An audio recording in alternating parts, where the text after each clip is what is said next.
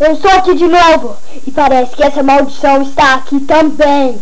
Eu vou ter companhia. Mas, como a lenda diz, a maldição só pode ser detida por dois grandes jovens com coragem e determinação no sangue. Mas eu escutei isso os índios falando. A maldição não pode ser detida. É de um velho homem que começou a pegar fogo e incêndio. E ele tem